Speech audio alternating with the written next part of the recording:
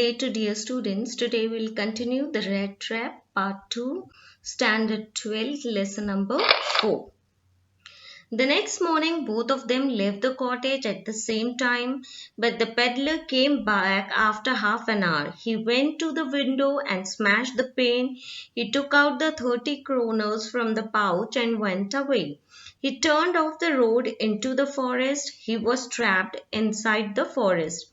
It was late in December. Darkness had already spread its wing over the forest. Now, the next day, both men left the cottage at the same time, but half an hour later, the rat trap peddler stood again at the window. He smashed a pane and got hold of the pouch. He took the money and thrust it into his pocket. He hung the leather pouch back in its place.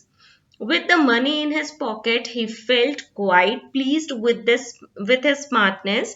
It was not safe to walk on the public highway. He turned off the road into the forest. Later in the day, he lost the way. It was a big and confusing forest. To him, the world appeared to be a big red trap. Now his turn had come. He had let himself be fooled by a bait and had been caught. Darkness was already descending over the forest.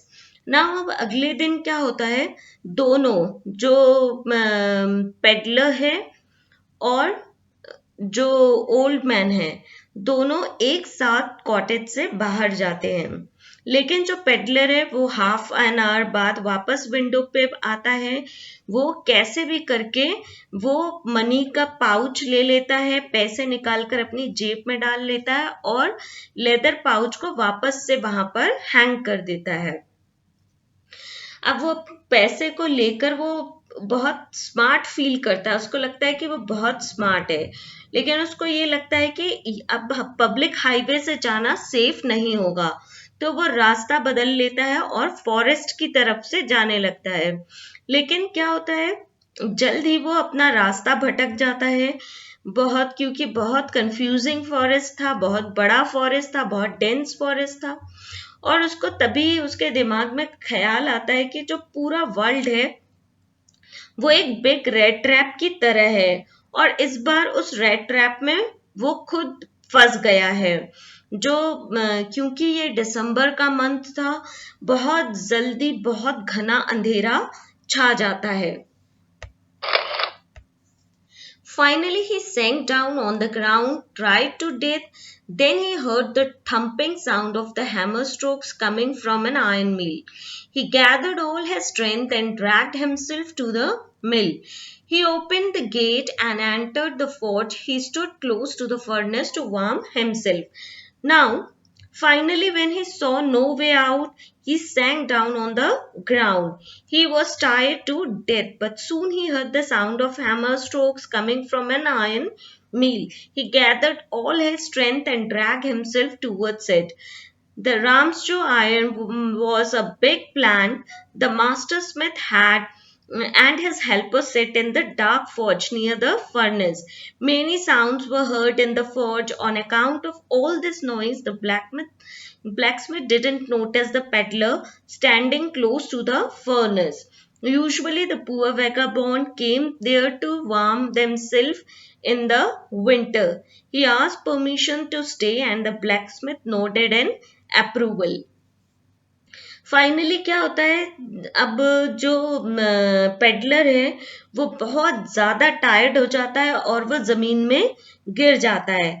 लेकिन फिर उसको लगता है कि अब वो मर जाएगा, लेकिन तभी उसको कुछ हैमर्स के ठोकने की आवाज आती है, तो उसको पता चलता है कि पास में ही एक आयरन मील है। वो कैसे भी हिम्मत करके अपने आप को घसीटता हुआ उस आयरन मील तक ले जाता है। वो राम्सजो आयरन वर्क था, बहुत ही बड़ा सा एक प्लांट था। वहां पे वो मास्टर स्मिथ और उसके हेल्पर्स जो हैं वो उस भट्टी में काम करते रहते हैं, तो उसको वहां से काफी सारे साउंड्स आते रहते हैं और इसी सब साउंड की वजह से ब्लैक स्मिथ जो है वो पेडलर की तरफ ध्यान नहीं देता है, जो कि उसके पास आकर खड़े होता है। और वहां पर जनरली ऐसे वेगाबॉन्ड्स जो हैं, ऐसे पेडलर्स जो हैं, वो हमेशा आते रहते हैं अपने आप को वार्म करने के लिए, गर्म करने के लिए विंटर्स में। फिर जो पेडलर है वो ब्लैकस्मिथ से परमिशन लेता है कि क्या वो वहां पर रात को रुक सकता है कि नहीं। पेडलर उसको सर हिलाकर परमिशन दे देता है। Then the iron master came on his usual 90 rounds of inspection. He walked close to the peddler. He asked, "But of course it is you, Nils Olf. How you do look." His mistook him for his old comrade. The peddler had never seen the iron master. He didn't know even his name. Now the ironmaster came into the forge on his nightly round of inspection. He saw the peddler in the dark and mistook him for an old acquaintance. The peddler did not know his name, nor did he ever meet the man. He told the ironmaster that things had gone downhill with him. The man replied that he should not have resigned from the regiment. यहाँ पर जो iron master है, अब वो अपने भट्टी, अपने मील में आता है रात को एक राउंड लेने के लिए, इंस्पेक्शन करने के लिए। वो वहां पे पेडलर को देखता है, लेकिन इतना अंधेरा रहता है कि वो उसको ठीक से पहचान नहीं पाता, और वो उसको ये भ्रम हो जाता है कि वो उसकी पुरानी पहचान का आदमी है।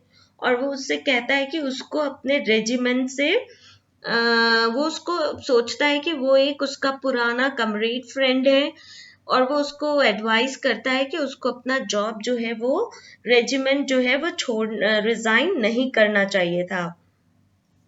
वो उसको अपना पुराना पहचान का नील्स ऑल्फ समझ बैठता है। The peddler said nothing. He hoped some kroners from the ironmaster. The ironmaster invited the peddler to the manor house, but the peddler thought that he was throwing himself voluntarily into a lion's den, so he refused to go.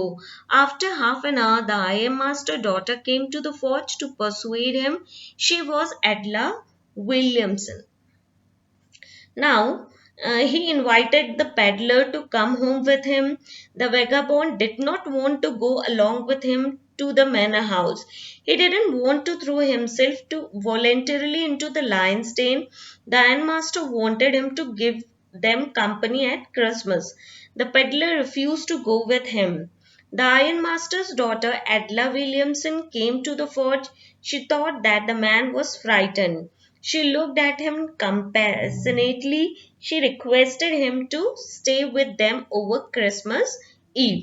अब जो iron master है वो peddler को अपने घर invite करता है, लेकिन जो वेगाबॉन्ड है, जो पेडलर है, वो उसको जानता भी नहीं है, वो कभी मिला भी नहीं रहता है, तो वो मना कर देता है आयरन मास्टर के साथ मैनर हाउस जाने से।